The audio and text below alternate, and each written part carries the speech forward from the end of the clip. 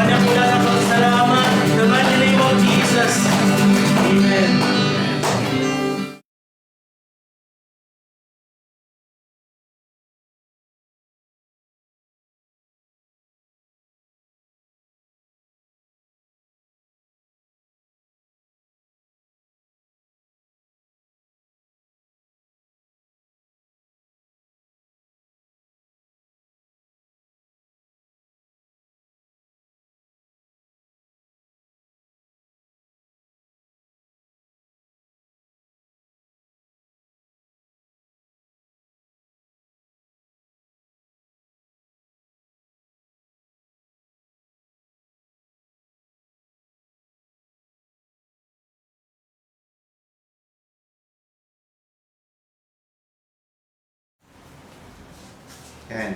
Magandang gabi po sa bawat isa.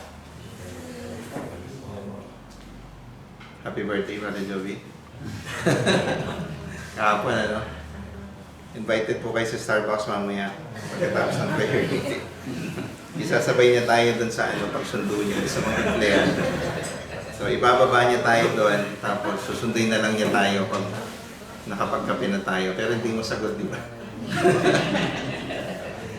Amen. Anyway, maraming salamat po sa gabing ito. Nandito na naman po tayo sa ating pag-aaral ng salita ng ating Diyos. At saan na po ba tayo ngayon? Saan? So Ephesians pa rin po tayo. Pinagkakaano nyo nun. Last week lang tayo. Nasa Ephesians 3 tayo. Yung match po yung sa preaching natin every Sunday. Ayan, Ephesians 4. Sa preaching po ng Sunday, yun yung Matthews na pinag-aaralan natin na series. Dapat pala araw-araw nandito ako pala. Naalala nyo. Anyway, sige po, makipagbukas po kayo sa akin yan, Matthew tuloy ako. Sa Ephesians chapter 4. As a prisoner for the Lord then, I urge you to live a life worthy of the calling you have received. Be completely humble and gentle. Be patient, bearing with one another in love. Make every effort to keep the unity of the Spirit through the bond of peace. There is one body and one Spirit, just as you were called to one hope when you were called. One Lord, one faith, one baptism, one God and Father of all, who is over all, through all, in all. But to each one of us grace has been given as Christ apportioned it. This is why he says, when he ascended on high, he took many captives and gave his gifts to his people. What does he ascended means except he also descended to the lower earthly regions. You have descended in the very one who ascended higher than all the heavens in order to fill the whole universe. So Christ himself gave the apostles, the prophets, the evangelists, the pastors, and the teachers to equip his people for works of service so that the body of Christ may be built up until we reach unity in the faith and in the knowledge of the Son of God and became mature, attaining to the whole measure of the fullness of Christ. 14, then we will no longer be infants, tossed back and forth by the waves and blown here and there by every wind of teaching and by cunning and craftiness of people in their deceitful scheming. Instead, speaking the truth in love, we will grow to become in every respect the mature body of him who is the head, that is Christ. From him the whole body, joined, held together by every supporting ligament, grows and builds itself up in love, as each part does its work. So I tell you this, and insist in the Lord, that you must no longer live as the Gentiles. In the futility of their thinking, they are darkened in their understanding and separated from the life of God because of the ignorance that is them due to the hardening of their hearts. Having lost of some sensitivity, they have given themselves over to sensuality, so as to indulge in every kind of impurity, and they are full of greed. That, however, is not the way of life you learned when you heard about this Christ and were taught in him in accordance with the truth that is in Jesus. You were taught with regards to your former way of life to put off old self, which is corrupted by its deceitful desires, to be made new in the attitude of your minds, and to put on the new self created to be like God in true righteousness and holiness. Therefore, each of you must put off falsehood and speak truthfully to your neighbor, for we are all members of one body. In your anger, do not sin. Do not let the sun go down while you were still angry, and do not give the devil a foothold. Anyone who has been stealing must steal no longer, but must work, doing something useful with their own hands, that they may something to share with those in need. Do not let anyone unwholesome talk out of the mouths, but only what is helpful for building others up according to their needs, that it may benefit to those who listen. And do not grieve the Holy Spirit of God, with whom you were sealed for the day of redemption. Get rid of all bitterness, rage, and anger, brawling, and slander, along with every form of malice. Be kind and compassionate to one another, forgiving each other, just in Christ God forgave you. Father God, we thank you, Lord God, for tonight sa aming pag-uusapan. Maraming salamat, Panginoon, dahil dinako niyo po kami rito. Hindi dahil gusto namin magpakita sa inyo ng aming karunungan. Kung hindi, Panginoon, gusto po namin lumapit sa inyo.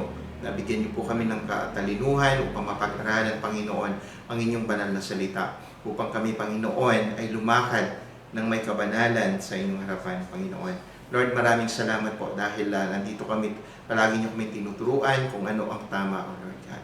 Lord, gamitin niyo po ako bilang inyong mensahero at ang inyong pangalan ang maitaas. Dalangin ko po, Panginoon, sa bawat nakikinig, buksan niyo po ang kanilang mga puso na maintindihan at ma-absorb po nila ang aming mga pag-aaralan at hindi lamang po nila maging isang karunungan na malalaman nila at na ang kanilang maririnig, kung hindi magamit po nila ito sa bawat araw sa paglakad nila na kasama mo. Maraming salamat po at pinupuri ka namin, pinapasalamatan. Jesus' mighty name we pray. Amen. Muli po, magandang gabi sa inyong lahat. So, may gagawin lang po ako, may tatanong ako sa inyo ngayon. Kapag binanggit ko yung pangalan nyo, at pag may binanggit ako na tumawag ako, sabihin nyo lang amen. Ano po? Brother Eric. Amen.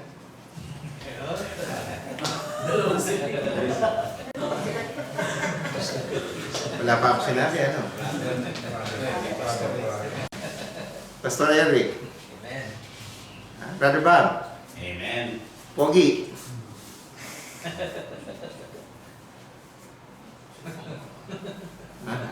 Ako ba? Amen.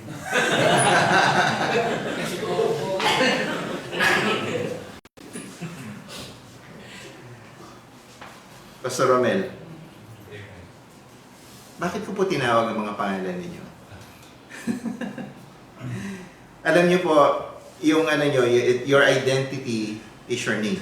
So, because identity drives action. So, nung tinawag ko kayo, you said amen. Magkaroon ng response. Ano po? In the same way, the Apostle Paul tells us in Ephesians 4 that because we have a new identity in Christ, we must live now in a new way. So, alam natin, kasi po doon sa pinag-aralan nating una, in the first 3 chapters of Ephesians, si Apostle Pablo po rito ay ang tinuro niya is yung, at sinulat niya sa mga taga-Epeso, is yung deep spiritual truths about who are in Christ.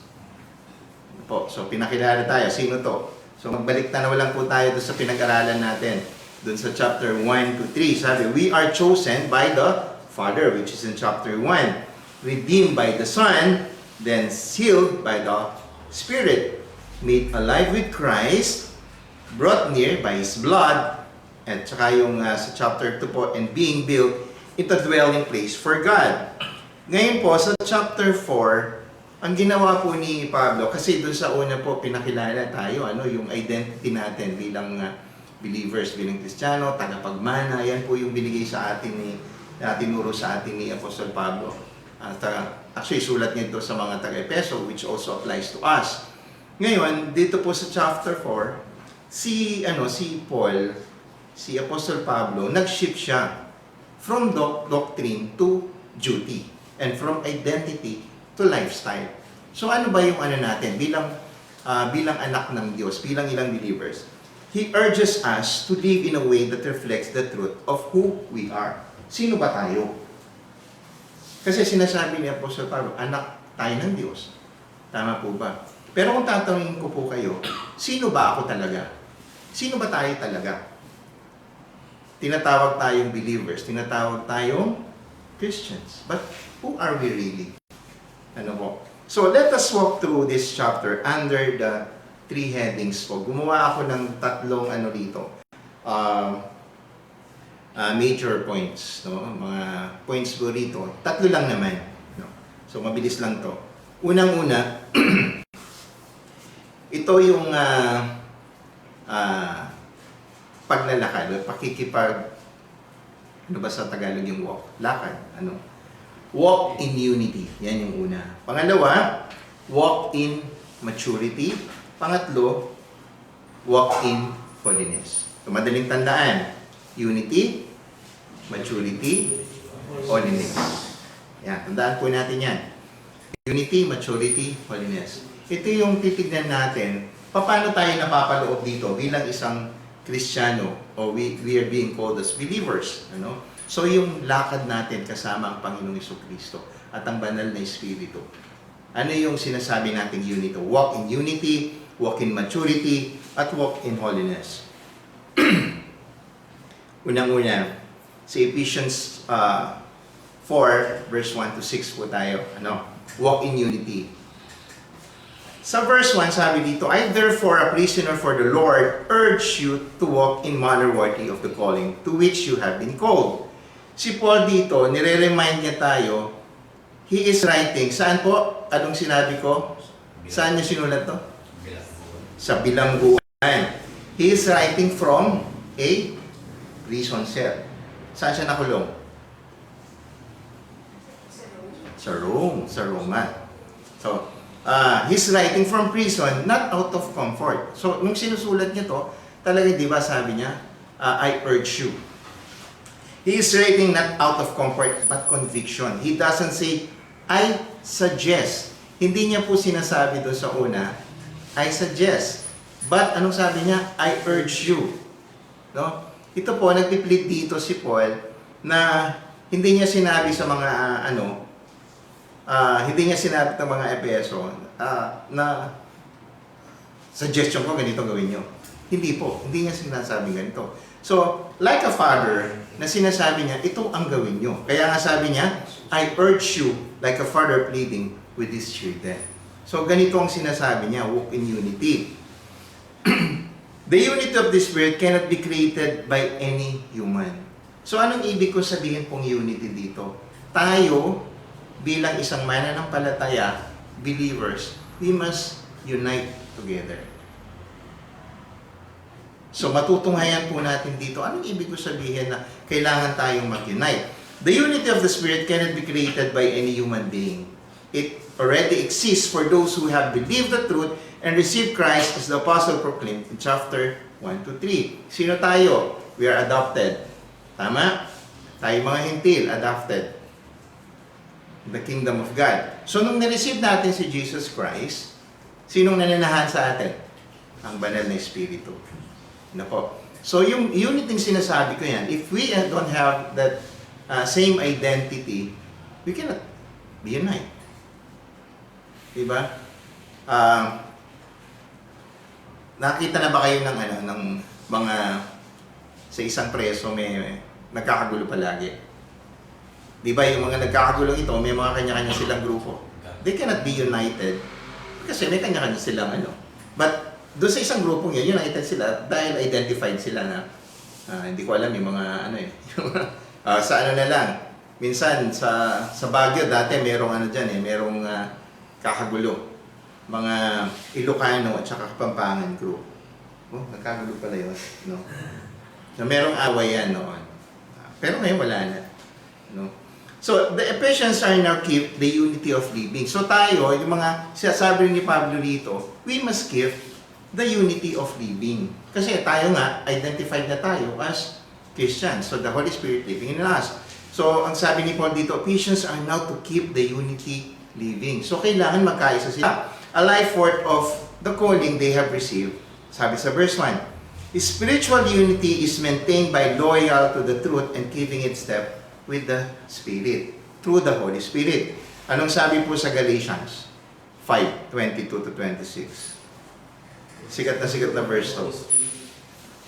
But the fruit of the Spirit is love, joy, peace, forbearance, kindness, goodness, faithfulness, gentleness, self-control. Against such things there is no law. those who are being Christ Jesus have crucified in flesh with his passion and desires. Since we live by the Spirit, let us keep in the Spirit with the Spirit. Let us not become conceited, provoking, and envying each other. So, anong ibig ko sabihin dito? That walking in unity.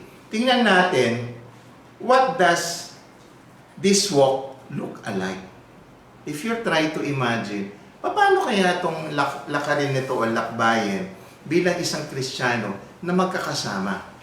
Ano yung lakbayin na sinasabi kong ito? Ano yung lakad na kailangan magkaroon tayo ng isang sinasabi nating unity?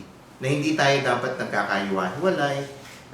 Nung pinag-aaralan ko nga po ito, sabi ko, ang ganda nung sinasabi ni Paul dito, yung kalaliman na bilang isang Kristiyano, nung kinumpare ko yung sarili ko, sabi ko parang ang layo ko pa pala. Bakit sinabi kong ang layo ko pa? Kasi dito, pinakita dito, ano yung lakarin natin na it looks alike. If you try to imagine, kung ano yung gagawin natin unity yon. So, unang-una, the attitude of unity. Ano yung saloobin? May nilagay ako rito. Unang-una, humility. Put others above yourself. Or the Greek word there is tapino prosin, meaning lowliness of mind. Pag sinabi mong lowliness of mind, anong nasa isip niyo? Though it's English. Sorry. Lowliness of mind means having humble attitude. Yung attitude ba natin humble? Thinking of yourself modestly and not too proudly or arrogantly is often associated with, kapag sinabi mong humble, saan ka pumapasok? Or ano ang nasa isip mo if you say humble? Tahimik ka lang. Hindi ka mayabang, kabaligtaran. Humble ka ba na? Tahimik ka lang. Tapos pag kinanti mo, mapatay ng tao. Yan yung nakakatakot, yung mga tahimik. Humility, recognizing your own limitations and weakness. So kapag humble ka, alam mo yung limitations mo at alam mo yung weakness mo. Bakit? Yung limit mo, kasi alam mo, yung weakness mo ito Kapag hindi mo magawa yon or yung weakness mong yon, kapag nakanti yun, nawawala ka doon sa humbleness mo. So kailangan malaman mo. Meekness, not insisting on your own way by easily offended. Tapos, considering other better. Sabi nga sa Philippians, in lowliness of mind, let's each esteem others and better than himself. Sa biblical context po, yung lowliness of mind is about imitating Jesus, who humbled himself. Sa Philippians 5:2-8 sabi, and choosing to serve rather than to be served, it's not thinking less of yourself, but thinking of yourself less often, placing others before yourself in love and service. So, kung titingnan natin, what is humility? Ano yung humbleness? Humility is really a service. Kung ano ang ginagawa mo dun sa kapwa mo, you prefer to serve rather than to be served. Pumunta ang Panginoon sa Kristo, hindi upang i-serve siya, kundi nag-serve siya. Kaya nga po sabi dito, lowliness is a mind is about imitating who? Jesus. So tayo, isa sa mga yung humility na kailangan natin gawin, we have to serve. So kung titingnan natin yung biblical context niya. Pangalawa, gentleness, power under control. In short, power under control is a strength used with wisdom, love, and humility, just like how Jesus acted even though He had all authority. Gentleness. Sinabi niya, ay, ang lambing naman niya, gentle siya. Ang lambing naman niya, gentle siya. That's not gentleness. Yung sinasabi pong gentle dito, power under control is a strength used with wisdom, love, and humility. So, isasama mo na ngayon yung humility mo na may karunungan at pagmamahal. Kasi, just like how Jesus acted even though He had all authority. Tingnan nyo, ang Panginoon sa Kristo nandito. He had all His authority. But that power is not abused. Ang tendency po kasi sa atin ngayon, if you have all the power in life, pag makikita nyo, yung mga politicians, mayayaman sila. Tama? O bago sila naging politician, ano muna sila? Dalawa lang ang po politician eh. Yung mayaman na pumasok sa politika, at saka yung politika na nagpayaman. Bakit kaya? Because they want power and they want to protect their will. No? So hindi tayo papasok doon. Ang power under control is power under control in a context of being Christian. So tayo mga Kristiyano, kailangan we have to act like Jesus. Even though He had all authority, may authority ka to talk like this, huwag mo ipagyabang. Then, patience. When you say patience, ano po yung ibig ko sabihin dito? Pag sinabi mong patience, pasensya. Hindi yung sa Mexico na, ano, pasensya, ano yun, long suffering even when provoked. So, hindi ibig sabihin na pasensya, kasi sa atin ang pasensya ganito eh. Kapag may hinihintay ka, hindi siya kagad dumating, hindi ka nagalit. Sabi mo, nauubos ang pasensya ko. Nauubos ba pasensya talaga? Diba? Long suffering even when provoked. Napoprovoke ka kasi parang sinabi, hindi mo na ako nirespeto, nauubos ang pasensya ko sa'yo. The praise, patience, or long suffering even when provoked means patience is not just about waiting calmly. Kalmado ka lang, naghihintay ka, kahit na late na yung kausap mo, pero ikaw, okay pa rin. Hindi yun yung sinasabi kong patient. Ang sinasabi ko rito, it is the ability to endure hardship, offense, or provocation without reacting in anger or revenge. Dito ako na dito ako na parang bumaligtad eh. Bakit? The term long-term suffering often used in the Bible, ano po yung sa mga lumang translation, describes a willingness to bear with the difficult people or circumstances for a long time. May kapatid ka na sobrang tigas ng ulo na kaya mong samahan habang panahon. Di ba nakakaubos ng pasensya yon? Even when it's painful or unjust. Meron kang isang kapatiran na ang kulit, lagi kang inaasa. Wala nang nakita kung hindi ikaw. Kung titingnan po natin ito, yung, kaya nga sabi ko, long-term suffering. In Galatians 5:10, patience is listed as a fruit of the Spirit, showing it's a godly virtue. It reflects God's character, who is patient with sinners. Tingnan niyo yung pasensya ng Panginoon. Sino yung mga makasalanan? Tayo. Pero anong ba binigay na pasensya ng Panginoon sa atin? Ang titigas di ba tayo? Ang tigas ng ulo mo. Sa pamilya lang, magkaroon ka ng anak na makulit. Ang tigas ng ulo mo. Kapag napuno ka, talagang kulang na lang, hindi, chinelas is not enough eh. Para sa'yo, di ba? Parang, una, palo sa kamay, pangalawa, chinelas. Habang tumatagal, gusto mo na lang kunin yung kutsilyo at saksakin mo yan sa kulit. Di ba? So, doon na lang. Pero ang Panginoon, magsabi ka ng pinakamakulit, magsabi ka ng pinakamalaking kasalanan na tao, na nagawa ng tao. Pero ang ginawa ng Panginoon, patiently, naghintay siya. Patiently, di ba? Hindi niya pinarusahan ka agad. God gave us the chance to be with Him.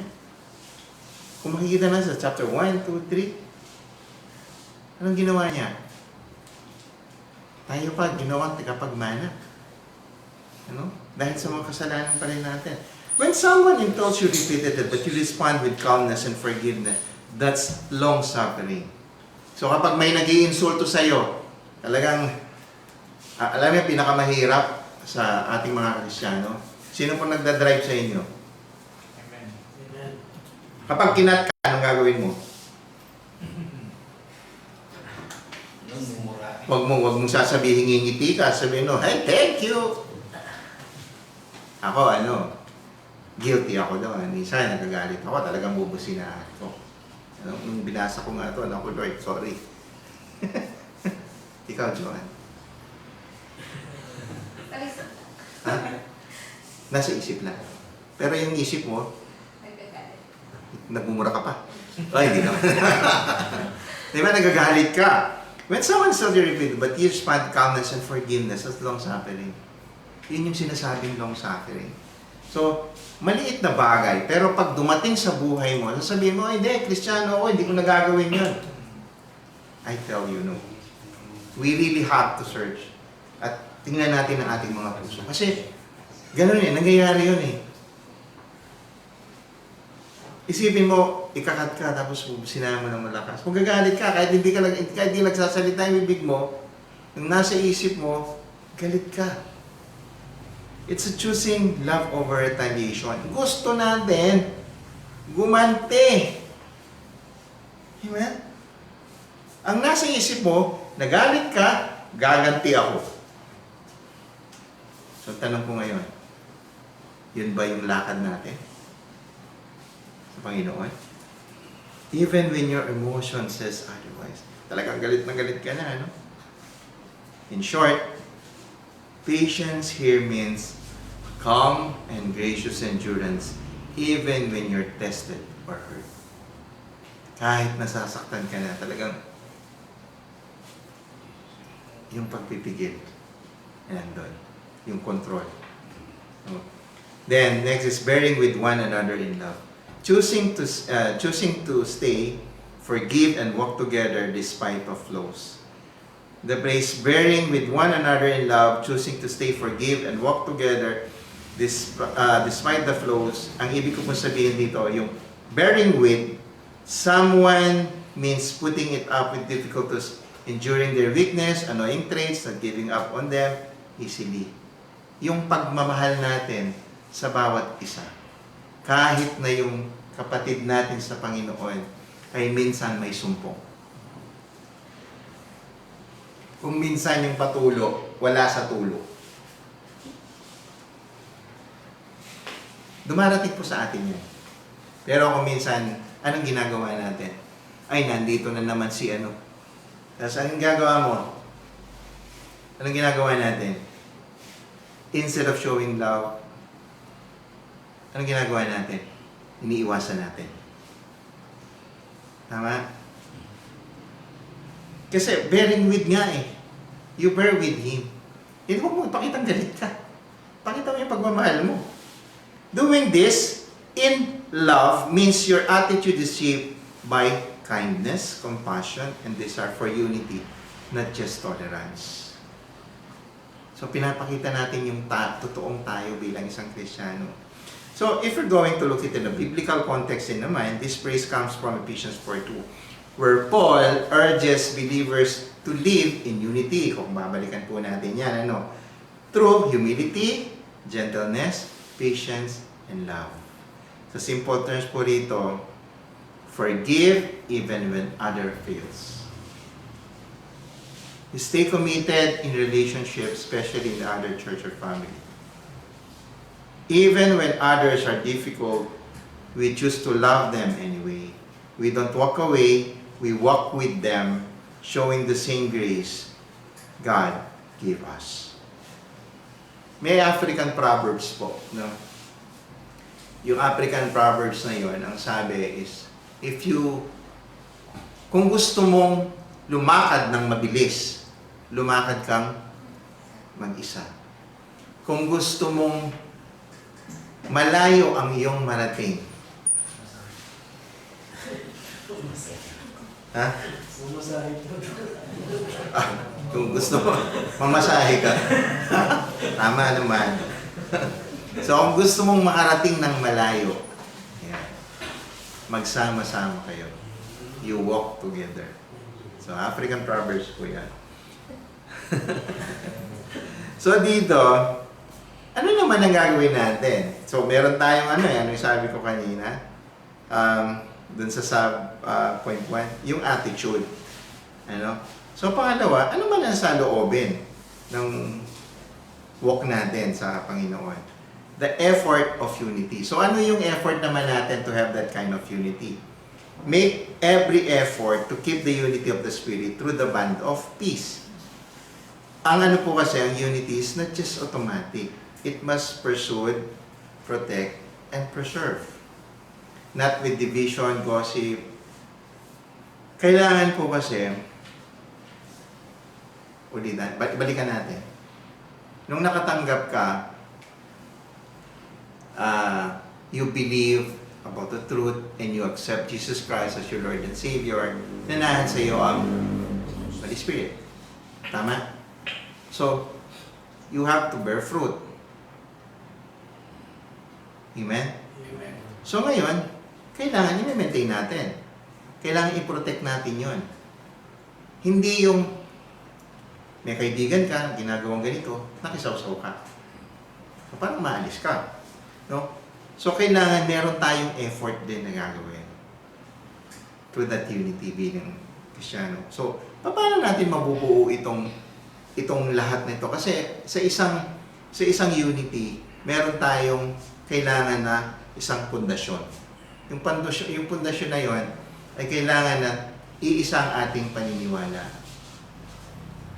Tama? Kung halimbawa, hilig mo motor, dapat kayong lahat nagkakaintindihan, hilig yung motor at nagkakaintindihan kayo about motor. Tayo mga Kristiyano, kailangan ang pinaniniwalaan natin ay iisa. At iyon ang lagi nating ipinaglalaban. So si Paul dito, nagbigay ng, kung titignan niyo po yung verse 4 to 6, is Paul gives 7 ones. The spiritual reality that unites every believer. Dito po tayo ito yung pinakapundasyon na sinabi ni Paul dito. Ang sabi niya, one body, tama? Which is the church. One spirit, which is the Holy Spirit. One hope, which is the eternal life. One Lord, which is Jesus Christ. One faith, yung saving belief natin. One baptism into Christ, and one God, the Father of all. Ito po ay non-negotiable. This is a Christian faith. Unity does not mean we have to agree on everything, but we agree on the most important things. O, tingnan nyo na lang po, no? So, main point. Ano yung una natin? Unity. So, paano tayo maglalakad? Explain ko sa inyo. Pangalawa, walk in maturity. So, paano natin naman tayo magiging mature? Si Paul dito moves from unity to growth. Ngayon, nakaka-unite tayo. Ito yung ano natin, ito yung lakarin natin. Kailangan sama-sama tayo bilang isang Kristiyano. Ngayon, kailangan, hindi lang nag-unite tayo, kailangan mag-mature tayo. Hindi lang, okay na, may fellowship tayo. Masaya na. Diba? Hindi. We really have to mature. Kaya sabi nito, Paul moves from unity to growth. Christian maturity is not optional. Hindi po optional ito. Growth is expected and what? Necessary. Hindi, optional lang yan. Option A lang yan. Option B. Ito na lang ako sa option D. Okay na ako sa pagiging Kristyano. Okay, hindi po. It's necessary. Dahil unang-una, Christ gives gifts. By grace, it was given to each one of according to the measure of Christ's gift. Sabi sa verse 7, every believer has been given a spiritual gift. Lahat tayo nabigyan ng spiritual gift. This means you are not just saved to sit. Hindi lang po tayo upo. You are saved to serve. Nakuha nyo? You are not just saved to sit, but you are saved to serve. Paul then reference po dito niya is yung Psalm 68, emphasizing that the risen Christ is the gift giver to His church. Okay? So kailangan may regalo ating Panginoon sa atin. What's that? Binigay sa atin. We are saved. We are saved. Not to sit, but to serve. Tapos ibabalik naman sa amin, mga teachers. The goal, ay the leadership with the body, 11 and 12. And He gave the apostles, the prophets, the evangelists, the shepherds, and the teachers. Why these leaders? To equip the saints. When you say saints, nasabi nga rin ni Pastor JB, no? When you say saints, we, the believers, for the work of ministry, not to do all the ministry themselves. A mature church is one where every believer is active. Amen?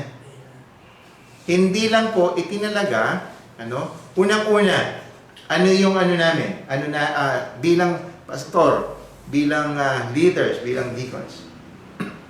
Hindi lamang po nagtuturo. We have to make sure that you, bilang kaming mga nagpapastol sa inyo, nagtuturo, nagmamature din kayo. Bakit? Kailangan nito. Why? Because mature church is one where every believer is active. Sabi ko sa inyo ngayon nga, kailangan tayo mag-mature. Di mo ba? Ito yung maturity. Ang isang mature na church, ito yung mga active na believer. Active means we serve, we teach also. Hindi ang pastor natin ay Solomon. Solo niya lahat ang ginagawa. Kaya nga Solomon siya. No, hindi siya Solomon. Si visitation, si pastor. Bible study, si pastor. May problema, si pastor. May nag-away, si pastor. Kaya Solomon ang tawag. So, hindi po. So, we all, tayong lahat as believers, yung pagiging mature natin, so we really have to be active. Anong goal natin? Full maturity. Hindi lang yung nag-mature na ako eh. So, ito yung, kung i-measure mo, ito yung maturity, ito yung full maturity. Eh, nandito ka pala. Ang goal natin is really full maturity. To mature manhood, growing from spiritual infants to adult. Baka sabihin mo, hindi ko pa kaya eh, baby, ano pa lang ako, baby Christian. So, taon-taon na lang, sinasabi mo, baby Christian ka. Dahil ayaw mo mag-pray, ayaw mo mag-serve. Ano? Para naman, so that we no longer toast and grow. At anong ibig ko sabihin dito? Kasi po, kapag hindi tayo nag-mature as a believer, ito yung magiging problema natin. Kapag nakapakinig ka ng false teaching at na-enjoy mo yung pakikinig na yon, the tendency is matangay ka. Bakit? Iyon ang gusto mong marinig eh. Hindi ka naka-base dun sa salita ng Diyos. Hindi ka nag-matured eh. Diba? Ang bata, diba? Umiyak yan, bigyan mo ng candy, sasama sa'yo. May nabalitaan na ba kayo na matanda kinidnap dahil sa lollipop? Wala pa naman, di ba? May nakidnap na ba dahil sa matanda dahil binigyan ng cellphone? Wala naman siguro, ano? Maliban na lang kung talagang gusto niya ng iPhone 16. So ito po kasi na kaya sinasabi natin we really have to be a full maturity. Kasi kapag yung footage mo, yung foundation mo ay hindi ka nagmamature bilang isang Kristiyano, matatangay ka dun sa maling katuruan. So anong method naman dito? The method, truth in love. Sa verse 15 and 16, speaking the truth in love, we are now grow up in every way to Him who is head, into Christ. The church grows not by force, not flattery, but by truth in love.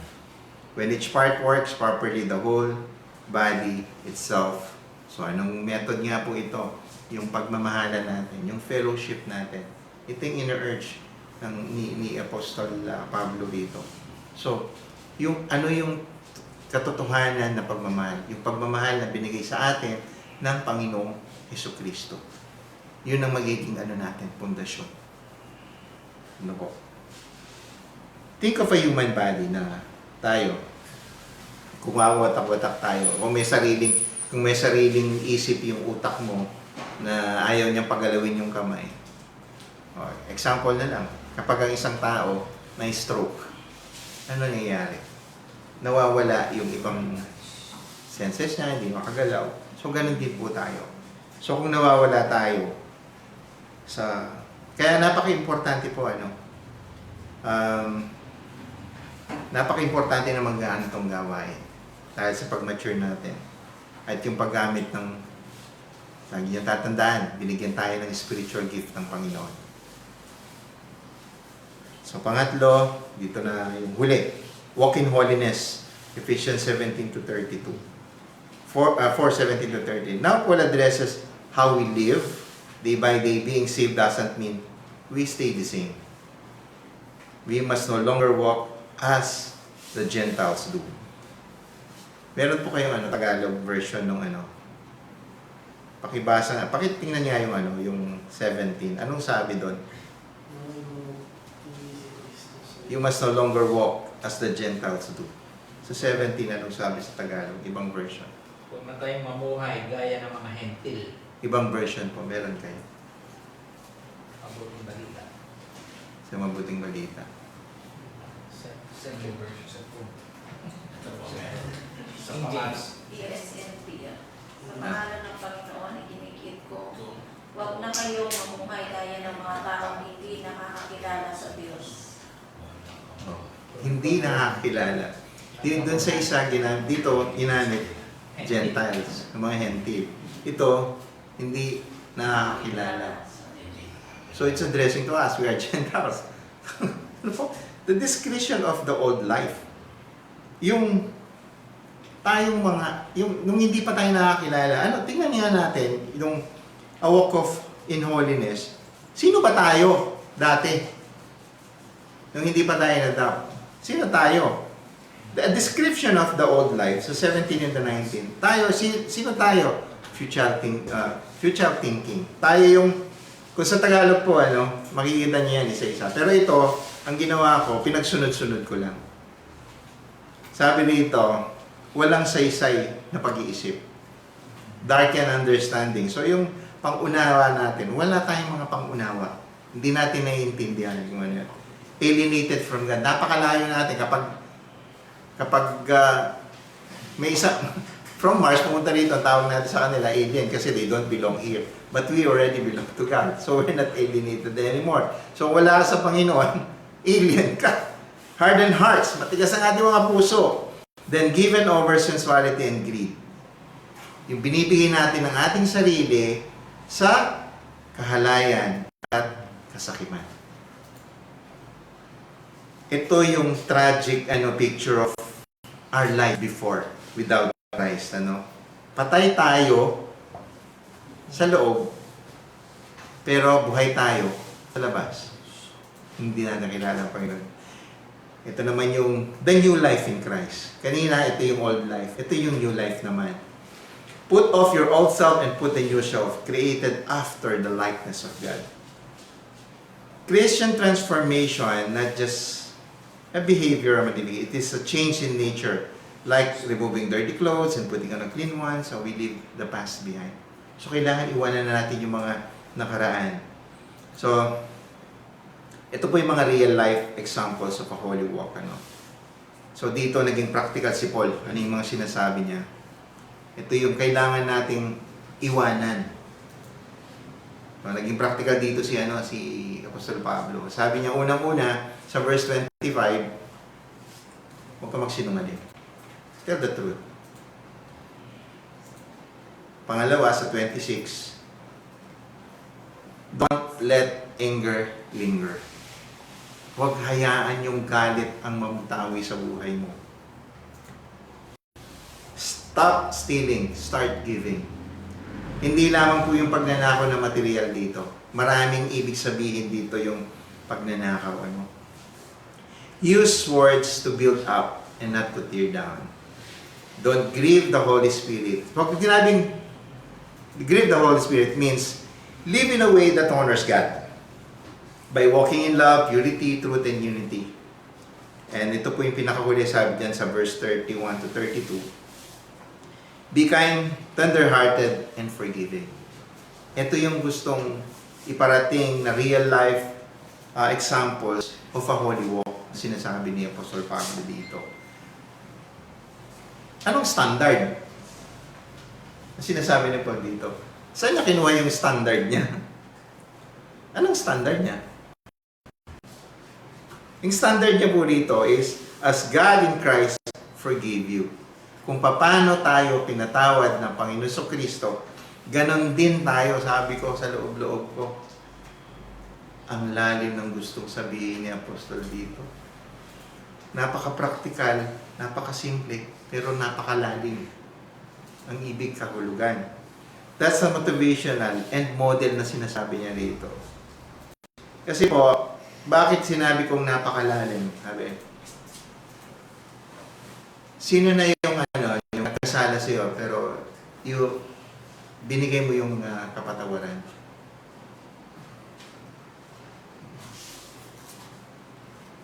One of the good example here is, nakalimutan ko yung pangalan yung senior pastor ng CCF. Peter. Si Pastor Peter lang. Ayan. Alam niyo po ba yung anak niya, nung nagtuturo sila ng Bible study, nung pag-alis niya, na-rape siya, but instead of doing something, pinatawan niya. Ni-rape.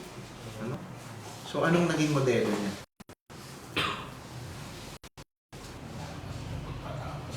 Patawad. Kasi kung hindi niya kung hindi niya na-experience yung forgiveness niya, he will never forgive.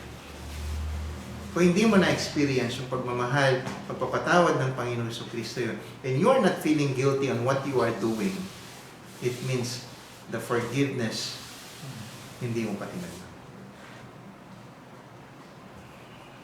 Forgiveness is like a setting a prisoner free. Parang may pinalayang isang bilanggo. Only to realize, that prisoner was you. Pinapalaya natin ang sarili natin. God didn't wait for us to deserve forgiveness. Binigay niya ito ng libre sa atin. So kung tatanungin ko nga po kayo ngayon, is there someone you need to forgive today? Meron po ba? So, ano yung attitudes or behaviors from your old self na bumabalik-balik sa'yo nung ikaw ay nandun pa sa na hindi mo mabitaw-bitawan, na hindi mo maibigay-bigay sa Panginoon? It still lingers on your mind. Sa pagtatapos po, sa Ephesians 4 po, calls us to live what we believe. We're called believers. Pero kung hindi mo ipinamumuhay on what you believe, we are no longer who used to be. Hindi tayo yun. We are called by God, gifted by Christ, and indwelt by the Spirit. So, kaya nga po tayo, sabay-sabay tayo as believers, we have to, in unity, with one another, in maturity, growing in Christ, in holiness, reflecting our new identity. Yung holiness mo, dapat nagre-reflect sa iyo. Namumunga ka. Sabi ko nga sa inyo, if you are saved, don't just sit, but serve. This is a worthy walk. So, hindi tayo perfect. But always remember, we are empowered by what? Grace. Guided by the Word and strengthened in community. Tayo. If you have a community, our local church, doon tayo lalago. Last question ko po sa inyo. Will you commit to unity even when it's hard? Kasi hindi natin makakamit yung unity yun if meron kang kaaway, meron ka pa rin hindi napapatawan. At hanggang ngayon, dala-dala mo pa. Try to imagine, may dala-dala kang bag na mabigat at hanggang ngayon ayaw mong ibigay. Ayaw mong ayaw mong i-let go. Hatak mo hanggang ngayon. Will you grow in Christ? Hindi ka lang may stop dun sa old you. Will you walk in holiness, bearing the image of our Savior? So, ngayon po, sabay-sabay tayo, ano? Hindi lang natin pinag-aralan, kundi ipanalangin natin sa Panginoon kung how are we achieve this kind of unity, maturity, and holiness, being as believers. Let us pray.